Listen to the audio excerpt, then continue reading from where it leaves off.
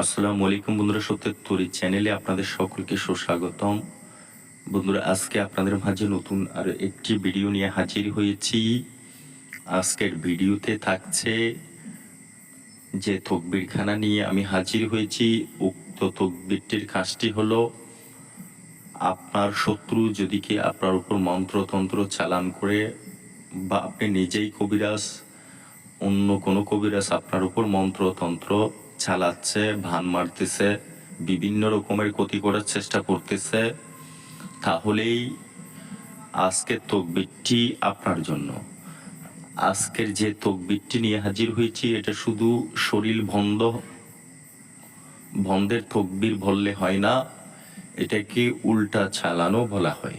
অর্থাৎ আপনার শত্রু যদি কি আপনার ক্ষতি করার চেষ্টা করে, কোনো খারাপ চালান আপনার উপর দেয়, ওটা উল্টা তার উপরেই চলে যাবে। তো আজকের কয়েকটা সবাই করতে পারবেন, তার উপরে জাদু চালান করা হোক বা না করা হোক। তো আমি বিস্তারিত তুলে ধরবো, আপনার ভিডিওটি কেটে কেটে দেখবেন না। যদি কেটে কেটে দেখেন, আমার কোনো একটি কথা নাও বুঝতে পারেন। তো আপনাদেরকে একটি মেসেজ দিতে চাই আমি। আমার হোয়াটসঅ্যাপ গ্রুপের মধ্যে অনেক গোপনীয়তার কাজ আছে, যেগুলা পার্সোনালি ভাবে শেখানো হচ্ছে। আপনারা যদি কি কেউ শেখার আগ্রহী হয়ে থাকেন, আমার স্ক্রিনে দেওয়া নাম্বারে যোগাযোগ করে শিখতে পারবেন। তো আজকের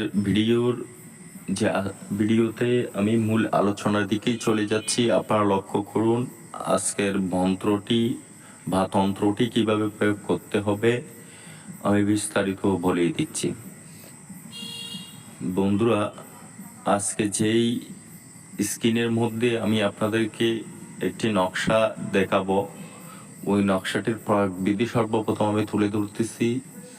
ওই নকশাটাকে কোনো একটি ভালো কাগজের মধ্যে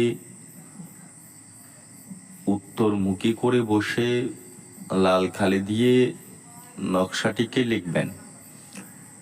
লেখা শেষ হয়ে গেলেই ওই নকশাটিকে প্রাণ প্রতিষ্ঠা করবেন। আপনার প্রাণ প্রতিষ্ঠা করে শেষ হয়ে গেলেই ওই নকশাটিকে কোনো একটি তাবিজের কোলের ভিতর ঢুকাবেন। তো ঢুকানোর পরে ওটাকে রেখে দিবেন আপনার কাছেই। এবার কোথায় ব্যবহার করবেন, কিভাবে ব্যবহার করবেন, আপনার নকশাটা তো রেডি হয়ে গেল। আপনি যদি কি আমার এই নকশাটি দ্বারা কাজ করতে চান, আমার চ্যানেলটিকে সাবস্ক্রাইব করে অথবা কমেন্টে আমার কাছ থেকে অনুমতি নিয়ে নেবেন, যেহেতু অনুমতি ব্যতীত কোনো কাজ করা ভালো না। এক কথায় গুরু ছাড়া কোনো কিছু করা ভালো না। তো ওই নকশাটির সাথে আপনারা কি করবেন, 21 টাকা শুইয়ে নেবেন, লাগিয়ে নেবেন। ওই 21 টাকা কোনো মসজিদ বা মাদ্রাসা অথবা কোনো ফকির মিসকিনকে আপনারা দান করে দিবেন। এরপর ওই নকশাটিকে আপনি যদি কি পুরুষ হয়ে থাকেন, তাহলে আপনার ডান হাতে বাহুতে ধারণ করবেন, আর যদি মহিলা হয়ে থাকেন তাহলে বাঁ হাতে বাহুলিতে ধারণ করবেন, মানে বাহুতেই ধারণ করবেন।